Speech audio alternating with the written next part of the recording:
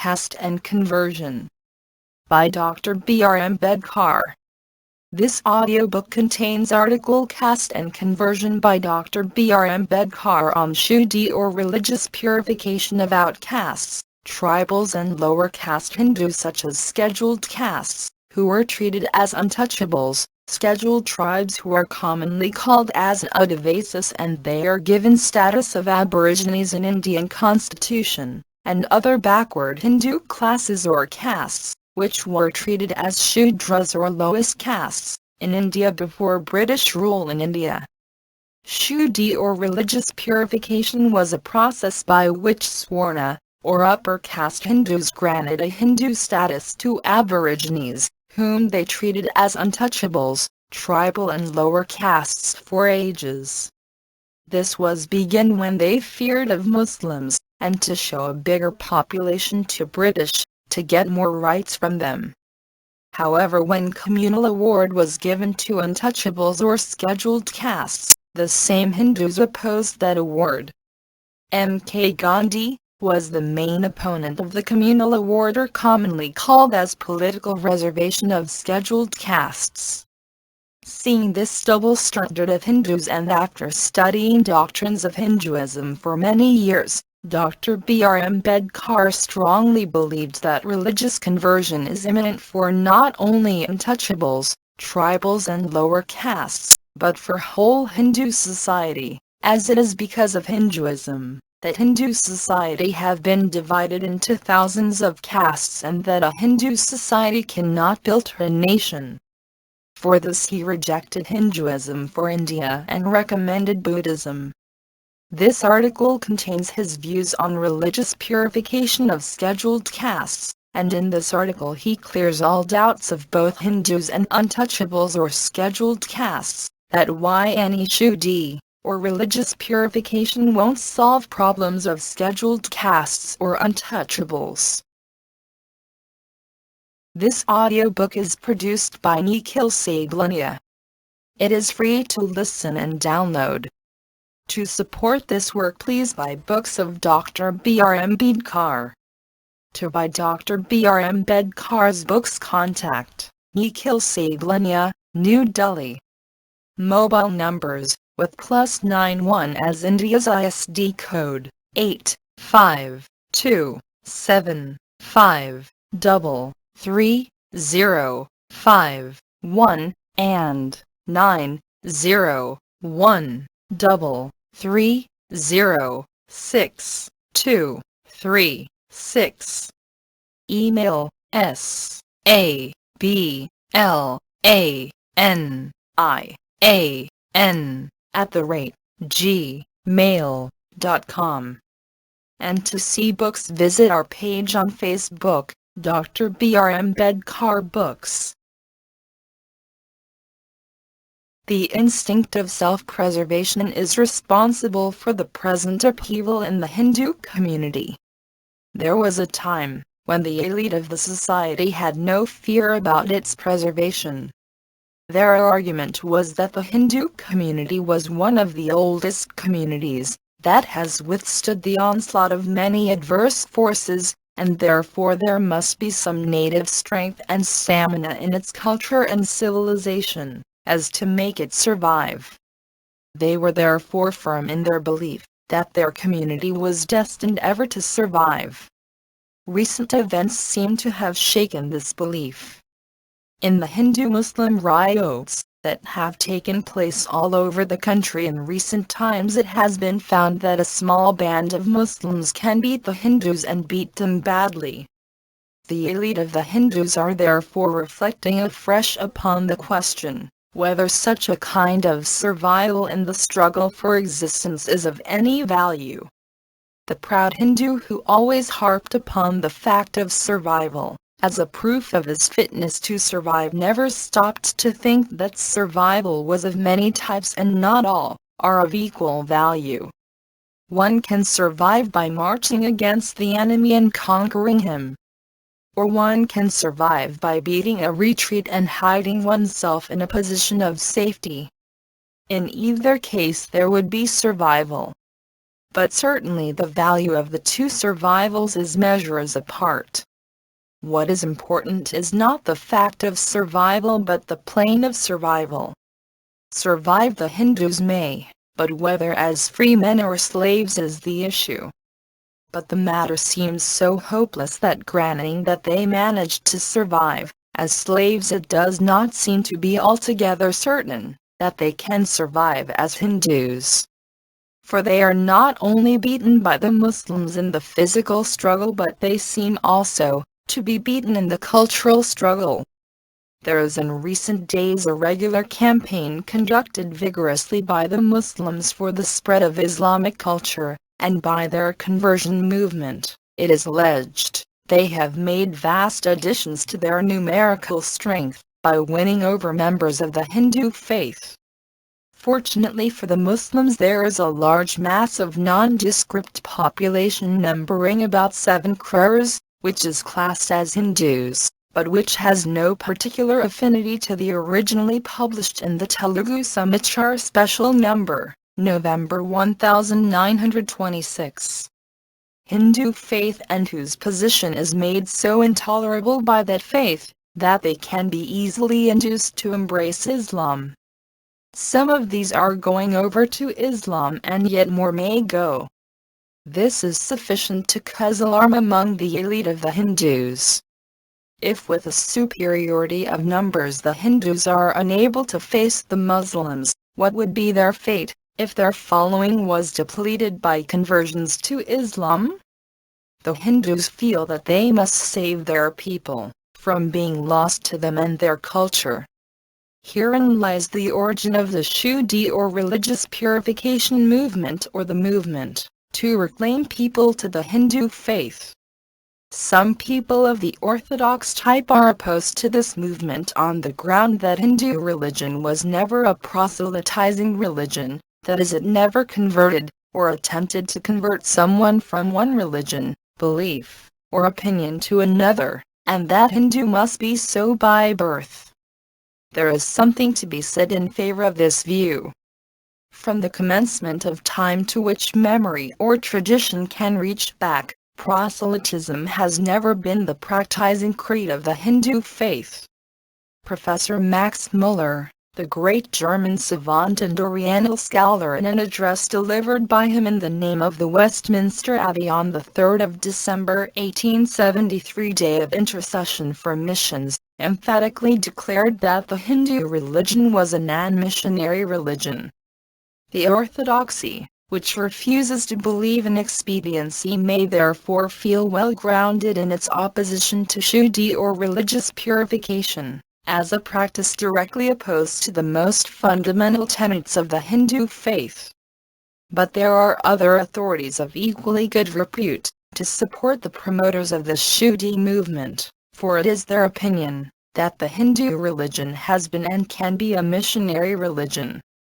Professor Jolly, in an article Die Ausbreitung in Disenfulture, gives a graphic description of the means and methods adopted by the ancient Hindu rulers and priests to spread the Hindu religion among the aborigines of the country.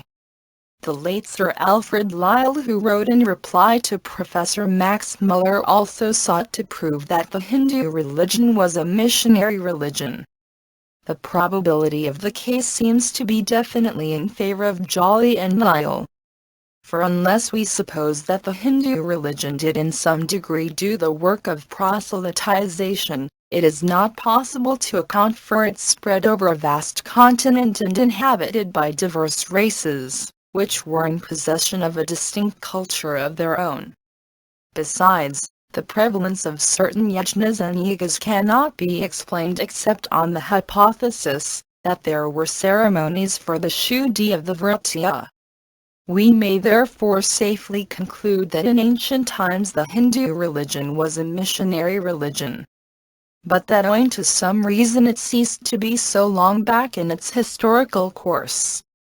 The question that I wish to consider is, why did the Hindu religion cease to be a missionary religion? There may be various explanations for this, and I propose to offer my own explanation, For what it is worth, Aristotle has said that man is a social being. Whatever be the cogency of the reasons of Aristotle in support of his statement, this much is true, that it is impossible for anyone to begin life as an individualist in the sense of radically separating himself from his social fellows. The social bond is established and rooted in the very growth of self-consciousness. Each individual's apprehension of his own personal self and its interest involves the recognition of others and their interests, and his pursuit of one type of purposes, generous or selfish, is in so far the pursuit of the other also. The social relation is in all cases intrinsic to the life, interests, and purposes of the individual. He feels and apprehends the vitality of social relations in all the situations of his life. In short, life without society is no more possible for him than it is for a fish out of water. Given this fact, it follows that before a society can make converts, it must see to it that its constitution provides for aliens being made its members, and allowed to participate in its social life. It must be used to make no difference between individuals born in it and individuals brought into it. It must be open to receive him in the one case, as in the other, and allow him to enter into its life, and thus make it possible for him to live and thrive as a member of that society. If there is no such provision on conversion of an alien, the question would at once arise, where to place the convert. If there is no place for the convert, there can be no invitation for conversion, nor can there be an acceptance of it. Is there any place in the Hindu society for a convert to the Hindu faith? Now, the organization of the Hindu society is characterized by the existence of castes. Each caste is endogamous and lives by antogamy. In other words, it only allows individuals born in it to its membership, and does not allow anyone from outside being brought into it. The Hindu society being a federation of castes and each caste being self-enclosed, there is no place for the convert, for no caste will admit him. The answer to the question why the Hindu religion ceased to be a missionary religion is to be found in the fact that it developed the caste system. Caste is incompatible with conversion. So long as mass conversion was possible, the Hindu society could convert, for the converts were large enough to form a new caste, which could provide the elements of a social life from among themselves. But when mass conversions were no more and only individual converts could be had, the Hindu religion had necessarily to cease to be missionary, for its social organization could make no room for the incoming convert. I have not propounded this question as to why the Hindu religion ceased to be missionary simply to find an opportunity for obtaining credit for originality of thought by offering a novel explanation. I have propounded a question and given an answer to it, because I feel that both have a very important bearing upon the Shuddhi movement. Much as I sympathize with the promoters of that movement, I must say that they have not analyzed the difficulties in the way of the success of their movement. The motive behind the Shuddhi movement is to increase the strength of the Hindu society by increasing its numbers. Now, a society is strong not because its numbers are great, but because it is solid in its mass. Instances are not wanting, where a solid organized band of fanatics have routed a large army of disorganized crusaders. Even in the Hindu-Muslim riots, it has been proved that the Hindus are beaten not only where they are weak in numbers, but they are beaten by the Muslims even where the Hindus preponderate. The case of Mauplas is in point. This alone ought to show that the Hindus suffer not from want of numbers but from want of solidarity. To increase solidarity of the Hindu society, one must tackle the forces which have brought about its disintegration. My fear is that mere Shuddhi, instead of integrating the Hindu society, will cause greater disintegration, and will annoy the Muslim community without any gain to the Hindus. In a society composed of castes, Shuddhi brings in a person who can find no home, and who is therefore bound to lead an isolated and separate existence with no attachment or loyalty to anyone in particular. Even if Shuddhi were to bring into the Hindu fold a mass like the Malka, Nakach of Shraddhanand, it will only add one more caste to the existing number. Now the greater the castes, the greater the isolation and the greater the weakness of the Hindu society. If the Hindu society desires to survive, it must think not of adding to its numbers, but increasing its solidarity, and that means the abolition of caste. The abolition of castes is the real Sanghatan of the Hindus, and when Sanghatan is achieved by the abolishing of castes, Shuddhi will be unnecessary and if practiced, will be gainful of real strength. With the castes in existence, it is impossible, and if practiced would be harmful to the real Sanghatan and solidarity of the Hindus. But somehow the most revolutionary and ardent reformer of the Hindu society shies at the idea of abolition of the caste and advocates such puerile measures as the reconversion of the converted Hindu, the changing of the diet and the starting of akadas. Some day it will dawn upon the Hindus that they cannot save their society and also preserve their caste. It is to be hoped that that day is not far off. You were listening, Caste and Conversion by Dr. B.R. Ambedkar. This audiobook contains article Caste and Conversion by Dr. B.R. Ambedkar on Shuddhi or religious purification of outcasts, tribals and lower caste Hindus such as scheduled castes, who were treated as untouchables, scheduled tribes who are commonly called as Adivasis and they are given status of aborigines in Indian constitution, and other backward Hindu classes or castes, which were treated as Shudras or lowest castes, in India before British rule in India. Shuddhi or religious purification was a process by which Swarna, or upper caste Hindus granted a Hindu status to aborigines, whom they treated as untouchables, tribal and lower castes for ages. This was begun when they feared of Muslims, and to show a bigger population to British, to get more rights from them. However, when communal award was given to untouchables or scheduled castes, the same Hindus opposed that award. M.K. Gandhi was the main opponent of the communal award, or commonly called as political reservation of scheduled castes. Seeing this double standard of Hindus and after studying doctrines of Hinduism for many years, Dr. B.R. Ambedkar strongly believed that religious conversion is imminent for not only untouchables, tribals and lower castes, but for whole Hindu society, as it is because of Hinduism that Hindu society have been divided into thousands of castes and that a Hindu society cannot build her nation. For this he rejected Hinduism for India and recommended Buddhism.